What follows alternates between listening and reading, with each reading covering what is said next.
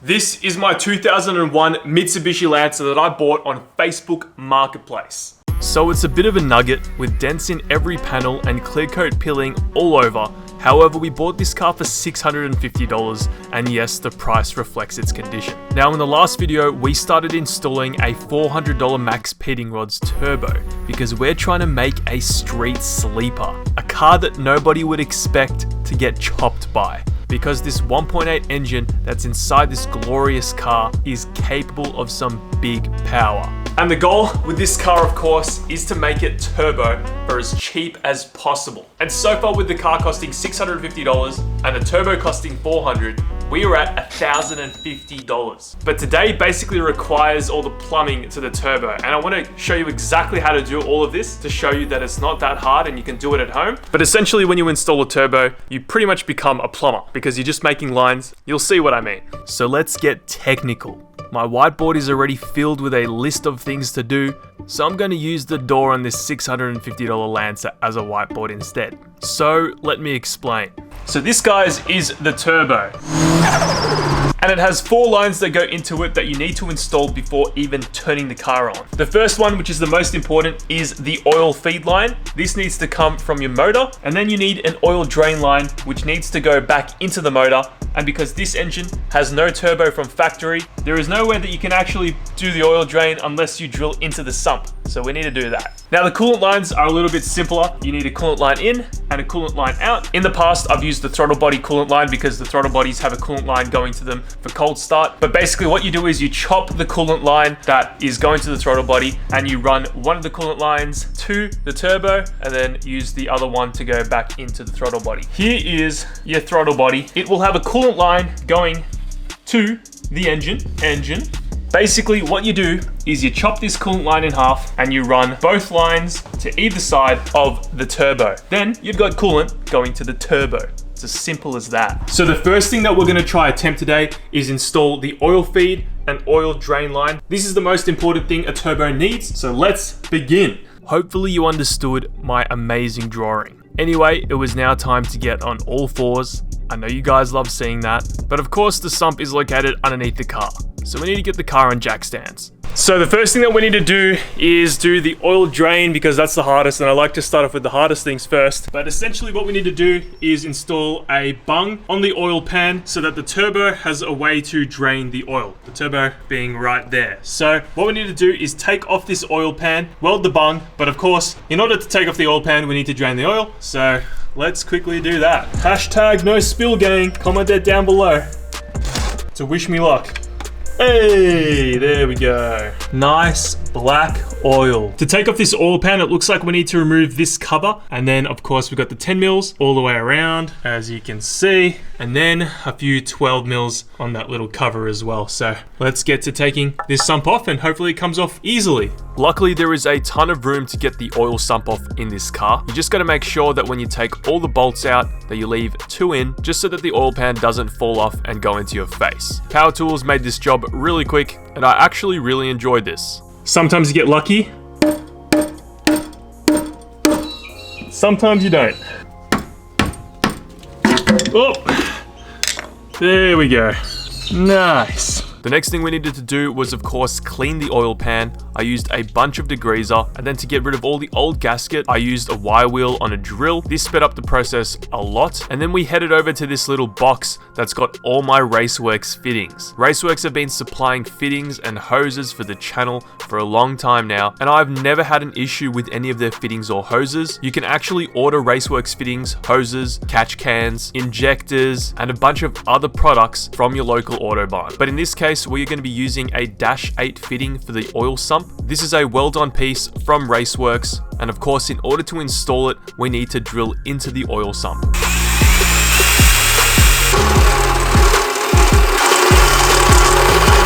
After the hole was drilled, I made sure to deburr everything on the other side, as you can see with a little Dremel right here, just to make everything nice and smooth. So we've now drilled the hole for the Dash 8 fitting, as you can see, and I'm going to try something that I didn't do on the other one, and that's weld from the inside of the sump. So as you can see, if we stick up the fitting, you can see that the opening right there fits the inside of the fitting perfectly. So all we need to do is just do some welds around that and paint, and we're all done. I love welding. Let's weld. So of course, when you do any turbo installation, you are gonna need to fabricate some things. So this is where the welder comes in really handy. Welding something like this is very simple. It didn't take much time. Takes a little bit of getting used to on the welder to do something like this, but it was a lot of fun. Okay, turned out pretty damn good doing it from the inside. As you can see, the bung is now on there. And here are my immaculate welds. As you can see, not bad, did a few passes. But AN fitting is now on. All we need to do now is basically clean this up and reinstall it. So it's now time to reinstall the oil sump. I use grey silicone to seal up anything engine related. It's been reliable for me and hasn't ever caused an issue. I use the bigger bottle here because you sort of save money buying more, but there is a few tricks to it. The trick with silicone is to use just the right amount so that silicone doesn't go into your engine, but also enough so that your sump doesn't leak oil. It's a bit of a tricky balance, but I've done this a few times and this seems to do the job. And now it's time to bolt up the oil sump after doing all that work. So I clean the surface of the engine, install the oil sump very carefully, and boom, we're done. All right guys, we finally have the drain installed on the sump. Here we go. That's a lot of work just to get that little bung in there, but once it's there, you don't need to worry about it. So all we need to do now is make a line going from the turbo to the drain. But before we do that, I'm gonna start working on the oil feed line. This is where I owe you guys some credit, because in the last video when I explained that I couldn't find anywhere on the motor where I could get an oil feed, a lot of you guys commented that you can use a bung on the back of the oil filter housing. Now, I didn't even see it, but I checked just before, and right where the oil filter is, just a little bit above it towards the back of the motor, there is also an oil pressure switch sensor. So all we need to do is take that out, use this T-piece. Here's the T-piece, so we can get oil from the block and also keep that sensor on there, and then we're sorted. It's literally the same as the other Lancer. Now, I'm not too sure what these fittings are. I need to double check for you guys. Basically, it converts the factory fitting on the block to a -4 AN fitting. So we're able to use AN fittings on everything. I'll show you what I mean underneath the car, but it should be pretty simple to get oil feed to the turbo. So what we need to do is basically tee off that to get the oil to the turbo. So it's a bit tricky to see, but right there is the oil pressure switch. And be careful when you're removing this, because there's still a lot of oil in the engine, even after draining it. Oh my God. What the hell? So here you can see our T-piece. There's a fitting that goes into the block, a fitting that goes to the oil pressure switch, and then a spare fitting that goes off to the side, which we can run our oil feed off. So we now have both fittings in place, the oil drain fitting on the sump, and then the oil feed fitting on the back of the oil filter housing. So we're gonna start making some line. So we of course are gonna be using some Raceworks PTFE steel braided line. Now this stuff is a little bit higher on the budget, but you can get away with, of course, using some cheaper line. Fittings and lines are in the more pricey end of doing turbo stuff. You obviously get what you pay for, and these are still very affordable lines, so it's not too complicated. I'll show you how to do it. So when I make any lines, the first thing I like to do is determine what fitting I need, and this is a -4 PTFE straight fitting that I'm going to be using. And essentially, we need to be able to put this on the fitting just over here. Okay, I've actually decided to go a 45. Okay, that is looking much better. So here is our PTFE line. Essentially, what you do is you want to make sure that this little piece right here is nice and round. And then you want to take the fitting apart. Inside there will be like an olive piece, so be careful. There's that olive piece. Now what you do is you slip this metal piece down the hose, which can be a little bit tricky. You want to be careful not to prick yourself. Push and twist, and then you take the tape off once you get the fitting on. The tape is there so it sort of holds everything in place, because obviously this sort of frays out. Now the next thing to do is to get the little olive piece right here and stick it in between the PTFE and the metal. So what I like to do is sort of just pry away at this braid, not too much, but just enough so you can fit the olive piece in the middle of everything. Then we get our olive piece, stick it on like so. This is the bit where you can prick yourself, so be really careful. The olive is now inside the braid. I give it a little tap. You also want to make sure that it's not like crushed in there, so make sure that there is a nice clean opening, otherwise you will have a problem. But the next thing is pretty simple. You slide this up and then you get your fitting, you put some lubricant on it, and you push down and screw. So I'll quickly do that. Now, I forgot to show you the end result, but this is what it should look like. And now I'm running the line all the way down to the oil feed fitting, which I installed on the back of the block. I sort of just eyeballed everything, and it always seems to work out. And then after I ran the line, I used an angle grinder to chop the PTFE line. You can buy specialized tools in order to do this properly, but if you don't have those, then of course an angle grinder will work fine. So we've now run the oil feed line all the way from the back of the motor all the way to here, and as you can see, it will go on top of the turbo just like so. We now need to take this turbo off because I'm now going to fit the new Max Speeding Rods turbo.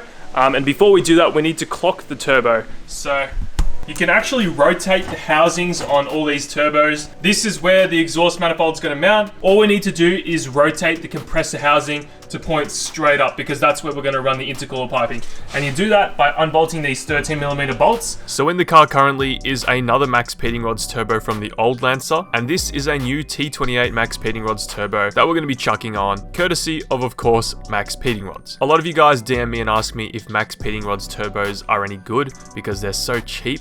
And I've said it countless times, if you're doing something on a budget, then these turbos are fantastic. They're cheap, they've been pretty reliable for me so far. I have not had any issues with them. They sell a bunch of different turbos on their website. And if you want to grab one of these turbos, then head over to the link in the description down below. We've also got some coilovers from Max Speeding Rods that we're going to be installing in this thing later down the line, but we're focusing on the turbo for now. I'm keen to hear this Max Speeding Rods turbo dose, baby. I just remembered that there's no point trying to test fit everything if I don't have the manifold welded. So I'm quickly going to weld up the flange on the manifold because we've only got it tacked on right now. So we'll quickly do that and then we can start customizing where this actuator is going to go as well. So let's clean up this and get going.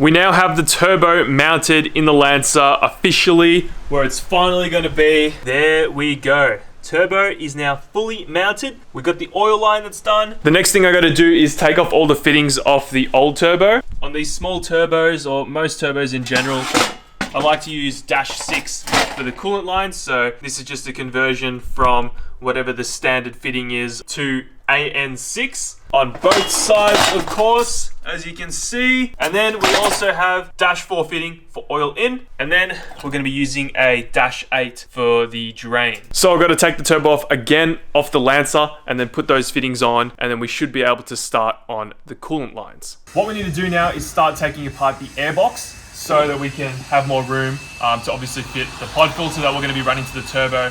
We need to relocate the mass airflow sensor. We'll just have basically more room in there because, have a look, the factory airbox takes up a lot of room. Hey, wait, I need that. Don't throw that, Peter.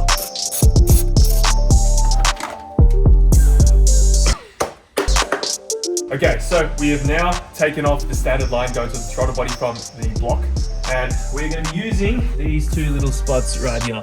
One there, and you can't really see it with the camera, but there's another one down there. We're going to run the coolant line from the throttle body going to this line here, and then the other line that's on the block to the line somewhere down there. Where is it? There.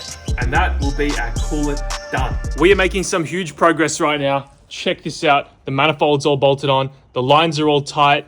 All we need to do now is make sure that we're getting oil out of the oil feed. But before we do that, we of course need to fill up the motor. So I'm going to fill up the motor with some oil, and then we're going to try to run it obviously without it starting and see if we can get oil coming out of this oil feed. Then we'll connect up the oil feed to the turbo, and then we should be able to turn this on and run it with the turbo. Now I forgot to get a clip of it, but we did install a line to the oil drain from the turbo. So we did have everything plumbed up and we were ready to fill up the car with oil. Magnatech Fuel Saver 5W30. See if I can do this one hand. Probably not. No, we cannot. Oh my God. Okay, because this oil line is so damn big, I'll be able to chuck it on the side of the car down here, and we'll be able to see, hopefully, when this turns some oil, man. All right, I'm gonna keep cranking until I get some oil coming out of this. I've unplugged the injectors, so it's not gonna spray any fuel. Let's see how we go, shall we? Oh my God, this thing cranks like crazy.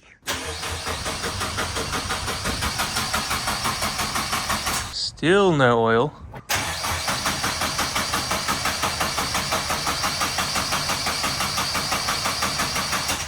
There we go. All right, we got oil. Turbo will now have some oil going to it. That's pretty sick. We now have the oil feed connected and the injector is plugged back in. Oil feed is connected on there tight. Everything's ready to go for the first start, boys. Injector's plugged in. Here we go.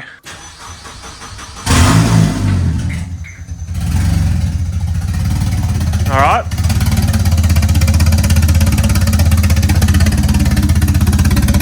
Oh, yep. She runs. That's good. I don't think it's running that well because there's no math. Okay. Okay. It wasn't running right because the math's not connected and all that.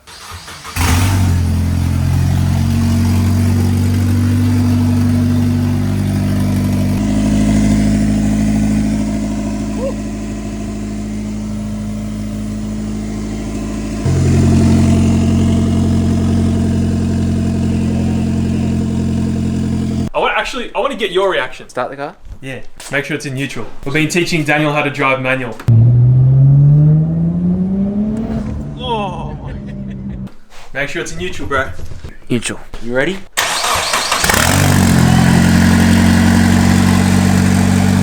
Engine's got a bit of a wobble. Oh, flamer, it's...